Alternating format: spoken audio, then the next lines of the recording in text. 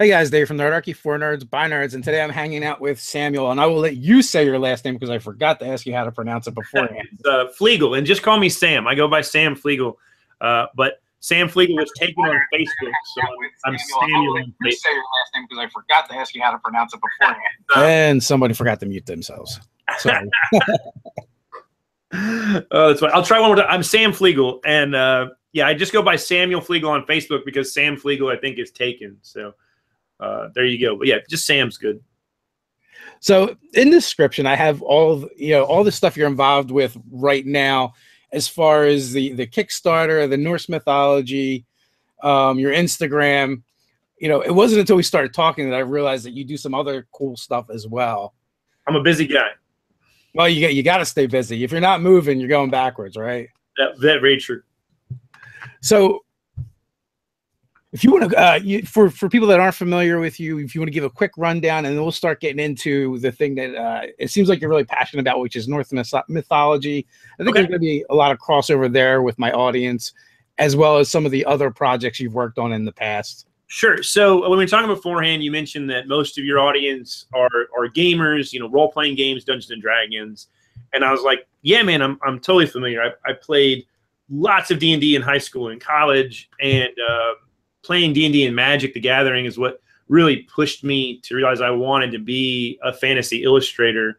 And so I worked in marketing for years, but eventually switched my passion and my focus to illustration, and I'm making that work. But I've worked on a number of game projects. I worked for Hero Games on, I did the cover for Fantasy Hero Complete. I did the Employees Handbook and role-playing game for Monsters Hunters International, which was a fun project to work on. I worked on Warhammer 40K and Warhammer Fantasy for Fantasy Flight games. I worked on the role-playing game. Oh, we looked it up beforehand. It wasn't Black Crusade. Was it Black Crusade? It was Black Crusade. So it was the one where you could play all the Chaos Gods. And I got to work on the Nurgle chapters, which was awesome because I also used to play a ton of Warhammer, and I still have about 5,000 points of Nurgle Chaos in a closet somewhere in my house. And this was before I got into illustration, so they're all like custom painted, and like that used to be the focus of where I did my art when I had a more regular like cubicle job. That's how I got it out back then. Which is why I also can't get rid of it. I just spent too much time on those things. But anyway, so I got to work on Warhammer 40K, which is awesome. I also got to work on the card game, Warhammer Conquest, and I think it was called Invasion. The fantasy version was called Invasion. And my first actual official like big job was for Fantasy Flight on Warhammer Fantasy. Back in 2011, I think. It was a bunch of orcs, black orcs specifically, charging up a hill. And I just poured my heart and soul into it. And it took me about a month, which I didn't get paid a month's worth of work. I just wanted to really do a great job. And they ended up using it for the box cover for that set, too. I think the game came out in 2012, if I'm remembering right. Anyway, so, yeah. And then I worked on Legend of the Five Rings card game back when AEG had it. I did, I think, 20 to 30 cards. I can't remember exactly. It was a lot of cards, at least for me. Not as many as some. I mean, I got a buddy, Drew Baker. He did over 200 cards for that game. So he worked on it for a long time. I think they have a new tabletop game coming out too. Probably do. So Fantasy Flight bought Legend of the Five Rings from AEG, and I haven't worked on it since then. And then Fantasy Flight either lost or gave up their Warhammer license, so I also haven't worked for them on Warhammer in a while. So that's just the nature of things as it shifts around. 3-card money with the properties. So our first really important question from Jay Kawhi has come in already. How do you not lose all your magnificent hair in that stressful world? Thank you. I appreciate that. Just, genetics. My dad's almost 65 and still has a full head of hair, so it looks like I take after him. Thank God, because most of the men on my mom's side of the family are bald, but they all went bald at like 22. So I figured if I had those genes, I'm way past 22. So you've dodged the bullet. Oh, can you tell me about the painting behind you? That thing is magnificent, and I actually grabbed it from your website for the thumbnail because it's so awesome. So yeah, so that's the largest painting I've ever done. So I figured it'd make a sweet backdrop. It normally hangs above my couch because, well, one, my wife likes the painting, and two, there's really nowhere else to put it. Like if it's not up on a wall, it takes up so much space. It's a real bitch to carry. I can't remember. Are we allowed to swear? I didn't ask beforehand. That's fine. Okay, yeah. So it's a real bitch to carry to conventions. Like it takes up my whole van. But so the painting, which you used for the announcement of this episode, which is awesome, I call it Freya's Dew.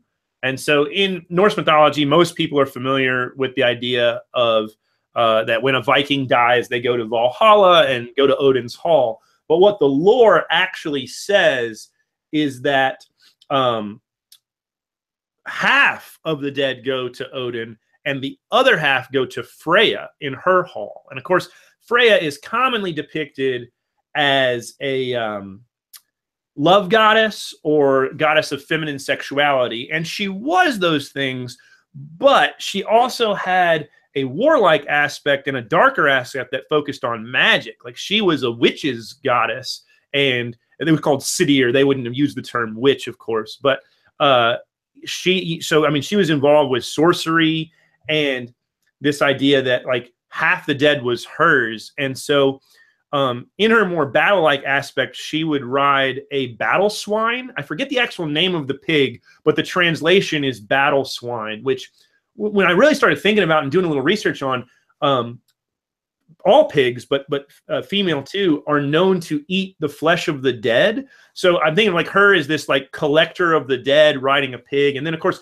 she has the cloak that'll turn her into a falcon. And so I just kind of went nuts with that. Someone in the chat said, holy shit, you painted that? Or wow, you painted that? Yes, I did. I'm an oil painter. In fact, all the work on my website, if you go to either samflegal.com or fatefulsigns.com, you're going to see mostly oil paintings. I do some ink work as well and some drawings in black and white, but I love traditional painting. So this is this one's on canvas. I normally paint on board. It's something like 4 feet by 2.5 to 3 feet. So it's real big. At least it's big for me. And usually I work at more like 18 by 24 in size, but all the work I did for Warhammer and Legend of Five Rings was oil painting.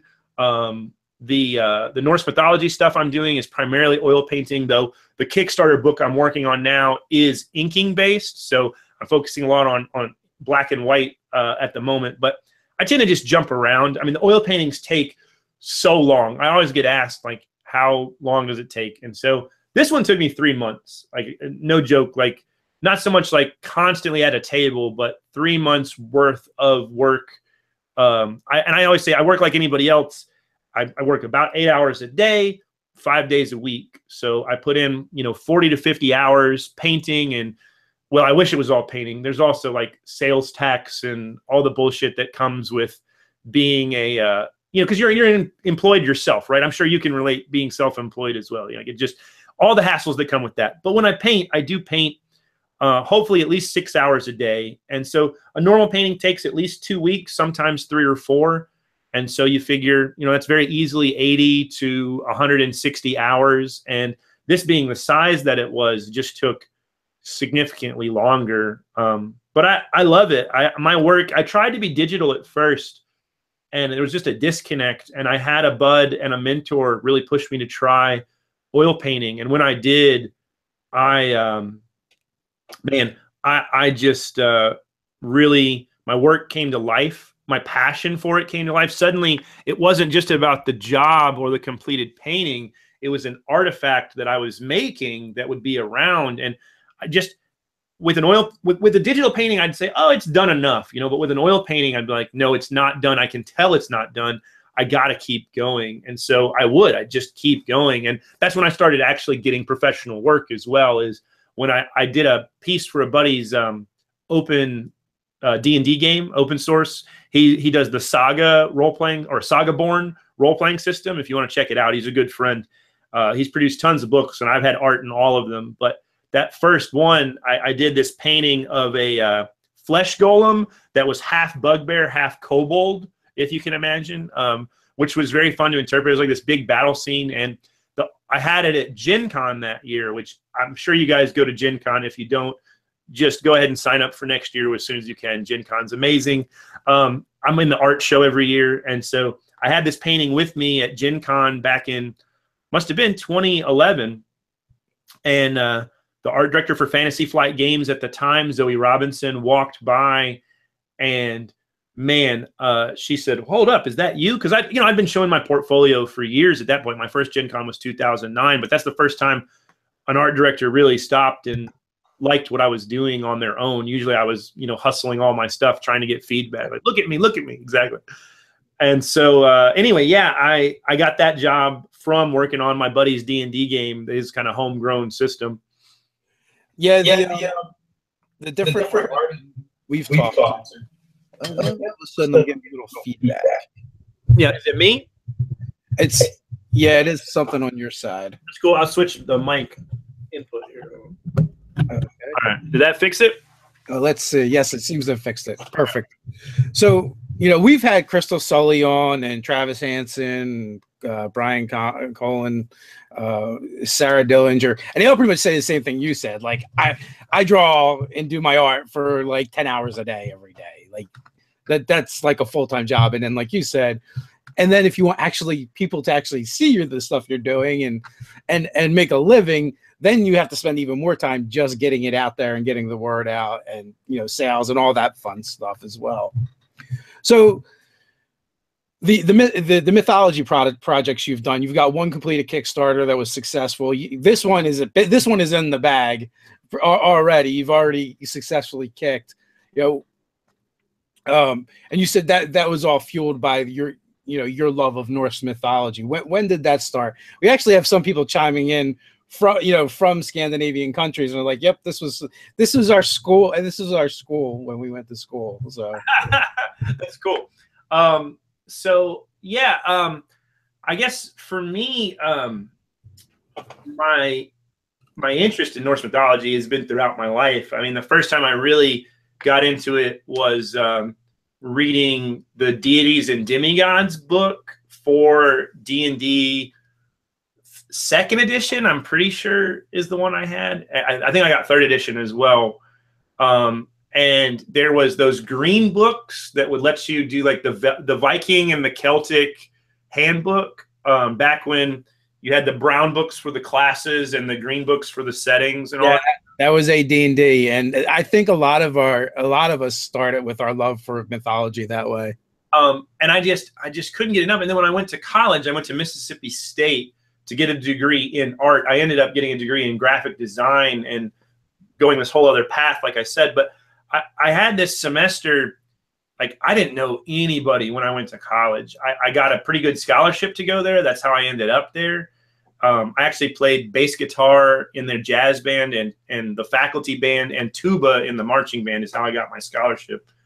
And there's a point where I thought I might do music, but didn't go that way. But anyway, so I was in the library and I just was really asking a lot of questions about religion. I was challenging a lot of my ideas and my upbringing in Christianity, and I just couldn't get enough books on religion and philosophy. And man, when I read the prose Edda, it just hit me in a way that nothing else really did. And the story has just always stuck with me.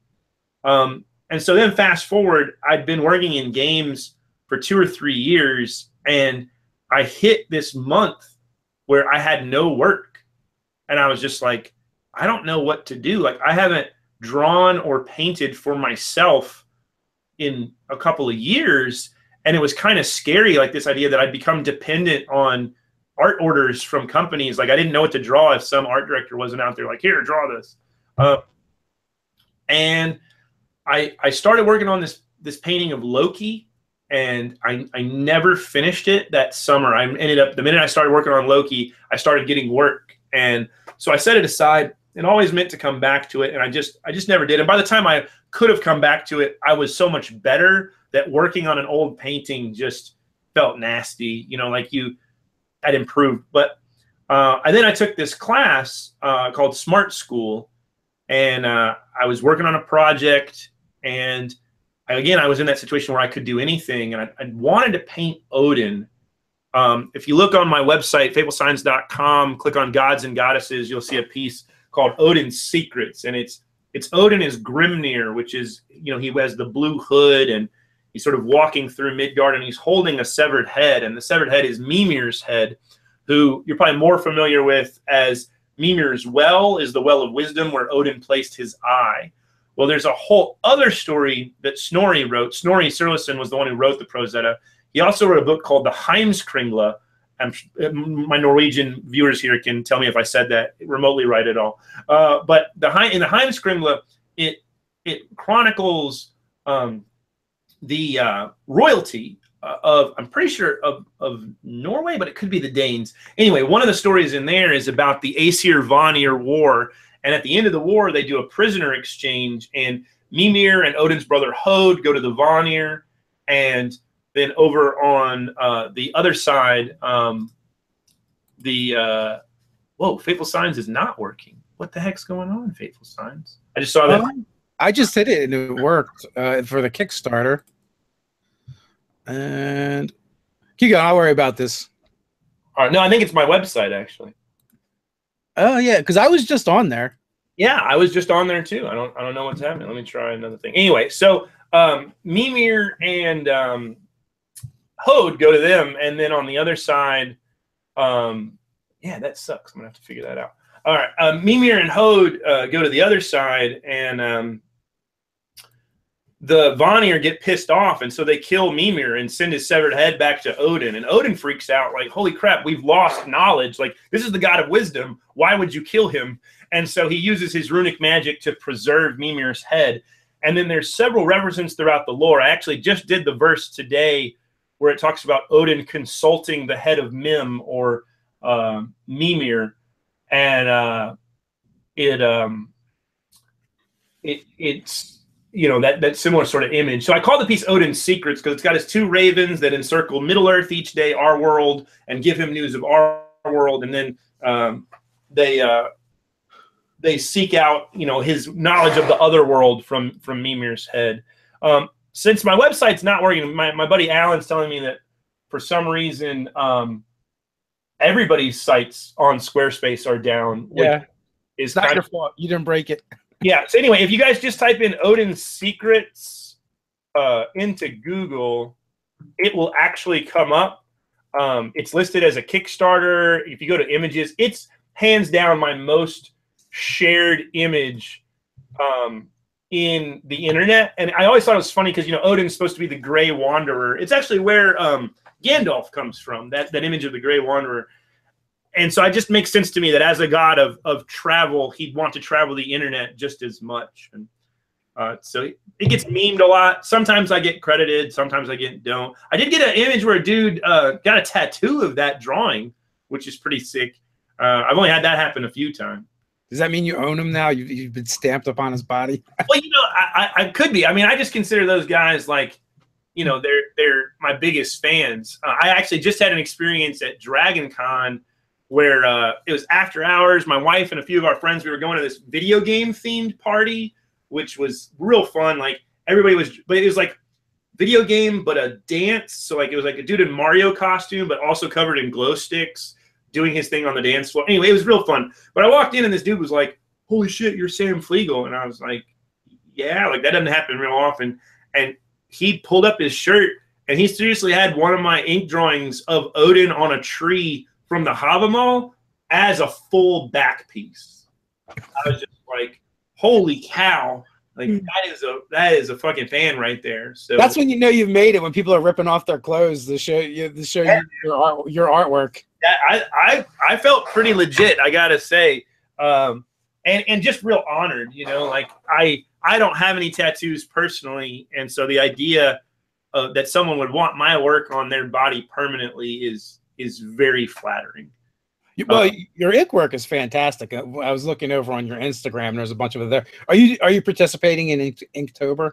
Well, I am, but more of a coincidentally, I have been. So the Völuspá has 66 verses in it. That's the project I'm working on now. So the Völuspá, if you guys aren't familiar with it, I'll give you a brief overview. I just mentioned the Prose Edda. The Prose Edda is where most people get their information on Norse mythology. But there's also the Poetic Edda, which is older poetry, and Snorri, the historian who did the prose Edda, used the Poetic Edda to write his stories.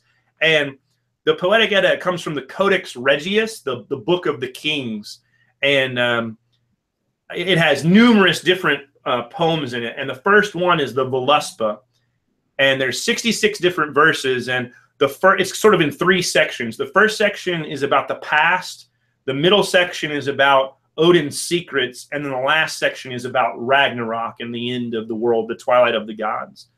And my goal for the book is to do at least 60 verses, an illustration for at least 60 of the verses. And I've finished 40, I'm on, what did I do today? Verse 47. So, man, you know, like I've got, you know, about 15, 20 more to go. And so I've been cranking these out for months. I think I started the Völuspá back in April or May. I think April. So, you know, it took a minute. And so it just turns out I've got a Kickstarter running for the Völuspá. I've got ink drawings to make. It's Inktober, so, you know, sure, I'm doing Inktober. Yeah, it just works out. Mike Gould asked if you've got any images of Odin's ravens, and like one of the very top pictures on your Instagram actually has the ravens in it. Yeah, so my logo, so Fateful Signs is working, which it seems like it is. My logo, Fateful Signs, features Odin's 2 ravens over the rune Ansus with a decorative torque wrapped around it. The rune Ansus is the letter A, but it also represents spirituality and the gods. And so I got the name Fateful Signs from a verse in the Havamal. It's verse 143, which says, "Runes shalt you find and fateful signs that the king of singers colored and the mighty gods have made. Full strong the signs, full mighty the signs, that the ruler of gods doth write." And I started thinking about, like, what they mean by fateful signs is the runes of writing, but also the idea that poetry is a fateful sign and art is a fateful sign. And so to me, like, as I mix old Viking poetry with my modern illustration style and a certain amount of spiritual significance for me as well, yeah, it just seemed like the perfect name. And it was suggested by a friend who runs the Norse Myth blog. He's like, "Dude, call it Fateful Signs. It's going to be sweet." And I kept, you know, hemming and hawing. But the more I thought about it, it seems so perfect. And of course, that line, like the king of singers colored, what that means is that they would redden the runes with blood. And so a rune set wasn't considered complete unless you who used it reddened it with your own blood. And so what they're talking about is Odin crafting the first runes, that he reddened it with his blood, with his sacrifice. And so I've always loved that. I've loved that story, how Odin seized the runes. And you can certainly view it in a mystical aspect, but to a culture who did not have a lot of written language, people, you know, there's a lot of modern pagans and spirituality associated with the runes, and are they mystical, are they not?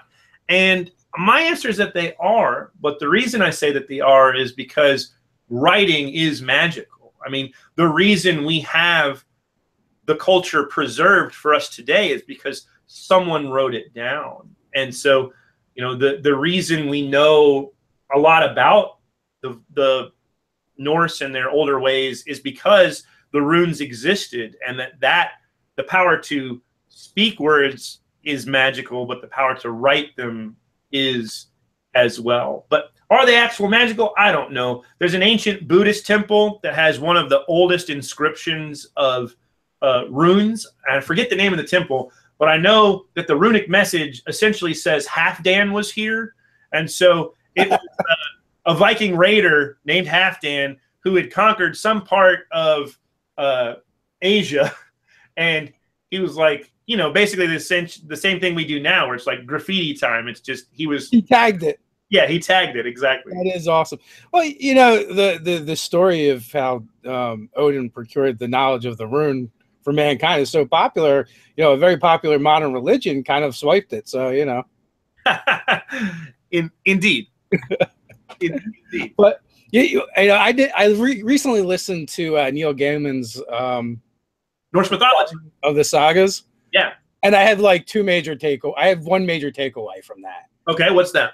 And pretty much all the Norse gods' problems stem from one of two places. Okay. Loki, or people wanting to get with Freya. That was it. All the problems just stemmed from there. Indeed. Yeah, beautiful women have caused men a lot of trouble, I'd say, throughout the ages. I actually did a piece from the Völuspá on that. If you're on my website or any of the places where I've been posting, it's verse 25, which talks about the story of how the giant who made the wall of Asgard, how he wanted Freya as his prize, and so many of the giants did. And so instead of doing a piece specifically about the giant and the wall, I did this image of Freya, and she's resisting as all these giant hands are clamoring for her, and she's pulling away. And to me, it actually represented a place I was at that time where, as I've become more well-known for my art, and I've had some very different interactions at conventions, like I said, where I get recognized. And for me, the piece was very much about being a minor celebrity when I go to cons and not being prepared for the bombardment of people wanting to talk to you and take pictures with you. And don't get me wrong, I love my fans. I truly do. But to go from being a regular dude trying to hustle his art at Gen Con to a guy that's like, holy shit, you're Sam Flegal, like in a very short amount of time. It's weird. It does a number on your psyche. Like, I don't think people are meant to be treated that way. I mean, if you think about it, a lot of celebrities have powerful issues with mental health. And I think to some degree, it is because we deify them, and we are not meant to be deified. But anyways, so the piece for me was about, you know, resisting that need that other people have for you. But man, you know, women just relate to that piece so strongly as the way they feel going about the world, as, you know, people want from them. Oh, I really like this quote. Your guy Mike Gold says he wouldn't say that beautiful women has caused men trouble, that it's more accurate to say man's own ambition and desire has been the source of his own greatness and downfall. And yeah, I think so. I think there's something to that. And that's very much what the piece is about too, is that idea of, you know, sometimes we all give in to our baser desires in a way that makes us a giant or makes us the enemy. And other times we're resisting the desires of others. And I think that's something that everyone can relate to. And that's, you know, coming back, we're talking about poetry that's 1,000 years old, and yet it still resonates so strongly with me and with others. And I think it's, I mean, I credit that to the success of my projects to some degree, which is that, you know, technology changes, culture change, but people don't change. You know, our desires, our inner dialogues, the things we worry about, like family and our, you know, the spaces, our spirituality, our world, our environment, our relationships with others, those things haven't changed. And so, yeah, I think it's wonderful. And sometimes it feels like we're not making any progress at the same time in some of the darker verses. But yeah, I don't know. I take a lot away from that, and I really enjoy it, and just I feel honored to be a part of this project. So, you know, let me walk back. I started the Havamal because I was sick of doing oil paintings for games. Like I'd been doing so many paintings. I was so burned out, and I was just like, oh man, I need to take a month off. So I saved up all my money through the year so I could take the month of December and make no money. And there were no conventions. It seemed like the perfect time. So I was doing these illustrations. And so the Havamal is actually the second book in the Poetic Edda, but it's all about how to lead a good life. It's sort of like Poor Richard's Almanac for Vikings. At least the first section is. Then there's a section on how Odin got the runes. And so I would do a different verse each day, and I would meditate on the verse, and I would do these ink blobs. Actually, hold on, I got some right here. I can show you guys for the upcoming Völuspá drawings. So I would do, I don't know if the camera's going to pick it up. I'll do these ink blobs, right? And so I keep them around the studio, and I turn them different ways, see what I see. And so with the Havamal, I would meditate on the verse for anywhere from 10 to 20 minutes, and then I'd come into the studio and I'd have anywhere from 5 to 10 of these ink drawings around, and I'd zone in on one that was talking to me, and I'd pick it up and I'd turn it, and I'd use pencil to try and find an image inside of it. So I went to this seminar on the art of the subconscious and the way our subconscious mind finds images in clouds and all sorts of things, and I wanted to engage that to free myself from the burden of like really intense planned out oil paintings. And so then I would do these ink drawings, and I started posting them online, and people were like, dude, these are rad, you should do a book. And I'm like, oh, I should do a book, that's cool. And so I did, and we ran a Kickstarter, and we sold almost 500 copies and raised $35,000. And then a crazy thing happened is now this year, launching the book, the sale of the Illustrated Hávamál online has afforded to me, like, I've only actually taken like 1 or 2 jobs this whole year. Like the Fateful Signs project has taken over and become my primary source of income. And so it's just fascinating me, like this interest I've always had, this thing I wanted to do because I took a break and took a gamble on.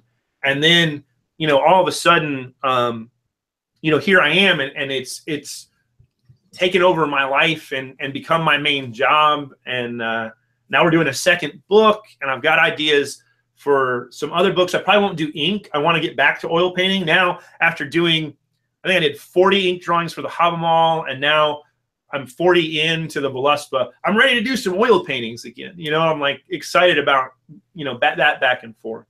It's well, that's good. You get a chance to, kind of recharge your batteries a little bit. So I want to jump into the chat now for roll call, guys. You can sound off where you're coming from. Zarif Gaming is a question. Any other mythologies you like? I also have a question. It's a personal question. You can choose to answer it or not. That's fine. Yeah, go for it. Are you yourself a pagan? I am. I consider myself heathen, which is I just like that term because that's the Old Norse term would be heathen. And so I am pagan. That can mean a whole lot of different things, and we could probably have a whole side conversation about what that means. But I think the simple answer is yes. There's a far more complicated answer behind that I don't know that I feel comfortable getting into on a game podcast. But and for me, that is why I relate so strongly to the art. And, some of the other ways I came to Norse mythology, my wife is Filipino, and being involved with her culture and having this real sense of family and brother and sisterhood and culture, I realized as a white man in America, we've lost a lot of that because so many of our cultures have become this melting pot.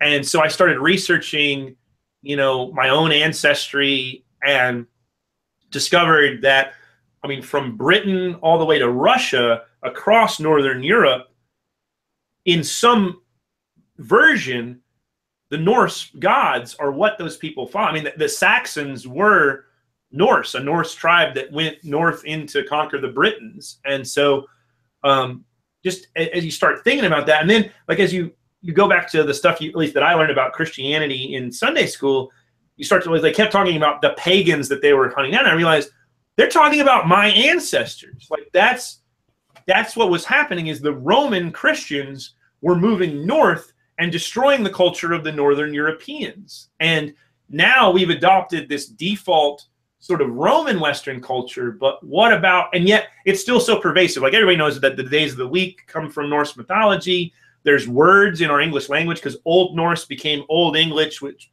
combined with Latin to become modern English. And so many of the words we use still cognate back to the Old Norse. And I just think that shit's so cool. And it's fueled my interest in for a very long time. I've been doing this for years at this point, and I don't think I'm going to run out of projects anytime soon. Nice. I want to jump into the chat to see where people are coming from today, and we'll get back into it. Yeah. So we got Evil Silly Putty in Minnesota. Todd is in Dallas. Jay Kawhi is in Japan. Jacob is in Louisiana. We got Colorado with Tawny. Sean is in Santa Barbara. Lopez Island, Washington with AJ. Mike Gould is Nova Scotia, Canada. We got Chicago with Alan. Wisconsin with Scott. Zarif Gaming is in Rodizio, New Mexico. We've got Paul in Pittsburgh. We got Raven hanging out with us from the OZ. We've got the one lazy guy in Western Australia. We got Oslo, Norway in the house with Thomas. Unk is in Minnesota. Tennessee, we have... Ooh, hold on, we got to give a shout out to Tennessee. That's where I'm at. There you go. Lucius Rayloff. We've got Circleville, Ohio with Geek and Undies. We've got Fort Lauderdale with Andrew. We got Ontario, Canada with Titan. And we got Portugal in the house with Jay. Edmond, Washington is Elfbait. We've got Oliver in England. Ukraine with Bluntman. Whoa. Malaysia with Akuchi. I'm sorry, I'm probably butchering the hell out of that. Tim in Chicago. And we got Chattanooga, Tennessee in the house as well. It's not bad, man. I like Chattanooga. I do a lot of conventions down there. I'm actually in Nashville, Tennessee. So we're just, super international today, which is always cool. Yeah, that's rad, man. That's quite the internet net you're casting. Yeah. And so I wanted to comment on Mike Gould's comment earlier too. I wanted to say something too, but he said it far more elegantly than I probably would have. So kudos to you, Mike. Yeah. And my grandmother, who God rest her soul, has just passed away within the last 2 years. She was 100% from Sweden, and not actually Sweden. I always forget. Someone in the chat kind of reminded me, but it's like this little island off of Sweden, and I want to say it's between Sweden and Norway, and they're closer to Norway, but they never got along with people from Norway, so they also my great grandfather and great grandmother that were from this island who immigrated here, they actually didn't meet until they got to the States. So I got a pretty big chunk of Scandinavian in me. I would have been surprised. I mean, you have a beautiful blonde beard, and that's not very common without some sort of Northern European heritage. So, well, this one has chemically assisted, but it was actually originally red anyway. So okay. So were you blonde up top and red in the beard? Nah, it's always been like brown with reds. Okay. And when I was younger, I was much redder, and as I got older, it just got darker and darker. And then then if I left it alone, everything would basically be almost white. So, which is also the other telling thing too, is because generally most colors go gray, but the reds and the blondes, I believe, go white. Yep, sure. So. We've got Zarif Gaming saying that I never answered his question, and that's true, which, if I remember correctly, was what other mythologies do I like? I really enjoy Celtic mythology. I think for similar reasons, I do have a small amount of Irish heritage as well. There's also a number of interplay between the Celtic and the Norse mythologies. There's an excellent book called Pagan Symbols in Northern Europe.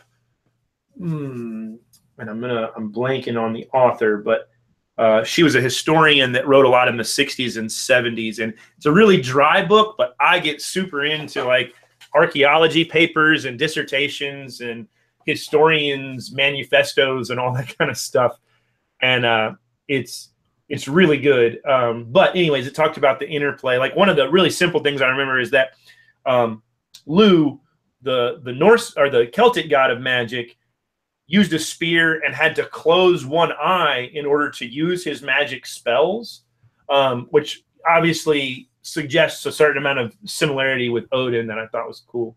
I do like Greek and Roman mythology some. I mean, certainly that was, like anyone who grew up in our society, I think that you can't grow up in America anyways and not have at least some fondness for Greek and Roman mythologies. I think those are pretty extent. I don't like Egyptian mythology. I mean, it's all right. I know that's one that a lot of people are fans of. It's just didn't really speak to me. The desert doesn't warm my heart the way a nice cold mountain or forest does. Too much sand, and they're all about cats, and cats are kind of dicks. Yeah, I mean, Abrahamic mythology doesn't interest me very much. I think for similar reasons. Again, it's all about deserts and guys wandering for 40 days, and I'd much rather read about adventures. So thank you, Oliver K. I see your comment. I also have considered myself Asatru in the past, but I use the term heathen now because Asatru means one thing to some people, and it means something else to everybody else. And I'm not actually in a kindred or a group locally. Most of the people I interact with my paganism also travel a lot like me. So there's a few other guys that I'll do rituals or observe holidays with. And then, of course, my family. Most of my practice is at home. But I'm glad that you're digging the art, man. I try to hide a lot, or not hide, but just include a lot of extra lore and some of the modern stuff that scholars are finding that Asatru people would be interested in, and that a lot of other people wouldn't necessarily notice. So it doesn't detract from the image, but if you look close, there's more. Like we talked about Odin's secrets earlier, and if you look at Odin's belt, I included the first line of runes from the Gotland stone, which is a traveler's poem. And so I had this idea that Odin's wife Frigg would have put a traveler's blessing on his belt. And so just little things like that, including a drinking horn with him. And in other pieces, there's more stuff than that. But yeah, I get into it, I guess. Yeah, the reason why I'd asked you about paganism is because I'm encountering more and more people that actually are like turning back to some of these older religions, which me personally, I'm not very religious in any regards, but I'm like, I was gonna pick one. I'm gonna pick one of the cooler ones, because if you're gonna follow something that may or may not be made up, it might as well be really cool. Sure, I can appreciate that. I think. For me, I don't know. I have my own personal theories on the gods and all that sort of thing. But what I find fascinating is I really like looking at human nature and what things do we have in common across cultures. And if you look at almost maybe every native religion, there are two things that stand out, and the first is that they do some form of ancestor veneration, honoring those who came before us, and we personify natural forces and therefore lean towards polytheism, or at the very least polyspiritualism, the idea, or anism, like the idea that the tree has its own spirit as well. And so I mean, we look at Shinto, Japanese belief, like that's what it is. African tribal religions. I mean, the Romans were very involved in ancestor veneration and had this whole other word for God if it referred to one of your ancestral deities. And the Celts and the Norse. And so even Native American religions, here when you come across South American religions. I mean, so clearly there's something inside of us that we need to honor those who came before us. Whether or not our ancestors actually are looking in on us or not, we don't get to know that. But what we know is that there's comfort in honoring that which came before. There's also a deep need for ritual and spirituality. And when that goes unfulfilled, you can see how it affects cultures and people. I mean, I think a really clear thing you can see in America is we no longer honor man-making and woman-making rituals. And so the idea of when do you become a grown-up and when are those responsibilities thrust on you and when do others actually treat you as a grown-up is it's sort of lost. And I think that our generation and the one after us are also sort of lost, because in the past, for our grandparents and our parents' generation, the way a man was considered a man to some degree was when he got his first job, and a woman when she got married, which, you know, isn't particularly great, but that is what it was.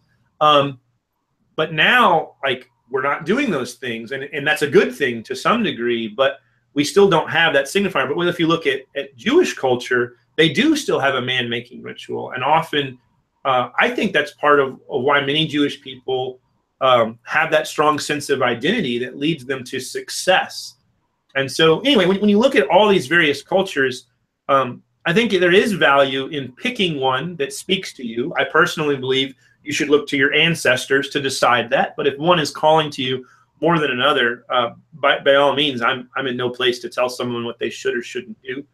Again, if you're not harming anyone else, and you just kind of go from there. But I do feel that there's a lot of significance to adding some small elements of ritual to your life, and that there's also significance in honoring the people that came before you and researching your genealogy and that sort of thing. There's another YouTube channel, and I won't mention it. I want to say good, but I can't, because it's fairly popular, and what I discovered was that he's got a huge following of like skinheads and Nazis and Aryans.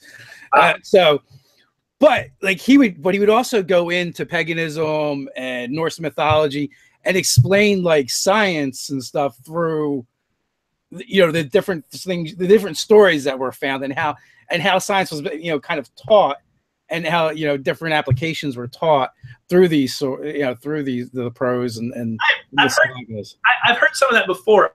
I mean, I do think it's interesting that, the early story of Ymir the giant and him being born in chaos, it does mirror some of the theories about the Big Bang very closely.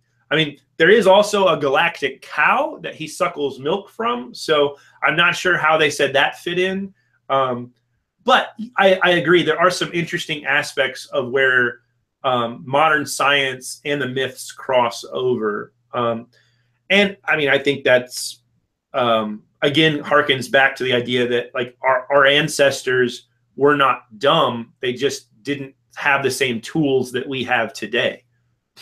Yeah. And like he would go into things like gravity and weather patterns and things like that, which I found really interesting. Sure. Yeah. Yeah. Explain to that. And I'm sure there's got to be other people like doing that as well, which makes me think I want to go find the other people doing it and check that out. But it is interesting, and like you said, it's not that our ancestors were dumb. And even if you look at the Scandinavian countries, they were excellent sailors. Absolutely. I think we have this idea as modern people that like we were the first ones to create travel, but I mean they found a big Viking horde in England. I want to say it was as early as like 2010.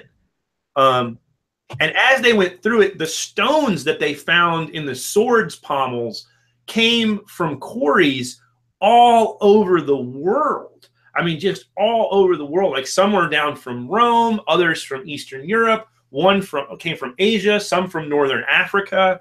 And I mean, at some point, these stones were collected and traveled and ended up in a sword that a guy had in England, they think around like the 450 AD, so like what a journey for that stone to make. The other thing that was fascinating is the pommel was so detailed in the way the gold inlay was cut that our modern scientists can't totally figure out how they did it. They have some theories, but it's more intricate than they believe should be possible for the time period that it carbon dates.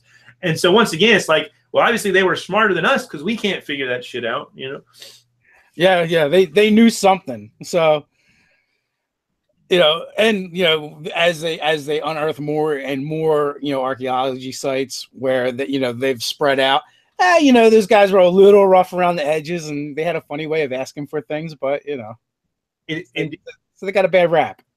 I like Alan in the chat says it was aliens. So yeah, it's always aliens. if we can't figure it out, it's aliens. In I believe it was like 9th grade, I did an essay on, oh man, I don't even remember the title. I just knew, I think it was like Norse mythology and how it, you know, how it mimicked like modern day religion or something like that. I can't even remember exactly, but the only thing I do remember is the most awesome part about it was I used for the opening was one of the accounts from the sacking of St. Cuthbert. Mm-hmm. And I don't even remember it exactly, but it was like it was one of the monks describing what it was like, you know, to see, you know, seeing the Vikings come off their ship and you know, coming upon the church. Absolutely. And you know, it's interesting because some of that stuff too, like was also, I mean, much like the press of today, like they were the enemy, so they talk about the Vikings like they're demons personified, and you know, all that sort of thing, like how horrible they are.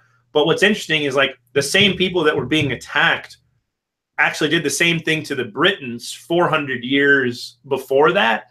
And so and the other thing that's interesting is when you look at, I think it's around 800 AD in Britain, the way most monarchs still proved that they were legitimately a king is that they could trace their lineage back to Odin, or in the island it would have been Wotan, or Woden.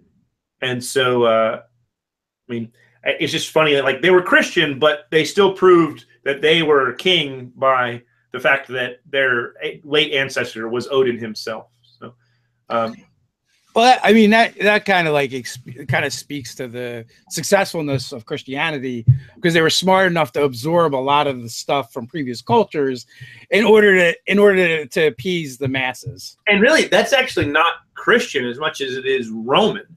The Romans, as they conquered the world, were very good at incorporating the culture into their own. That's why the Romans have so many gods, is they just took the gods of every culture. As long as Caesar was also recognized as a god, they didn't care how many gods they accrued.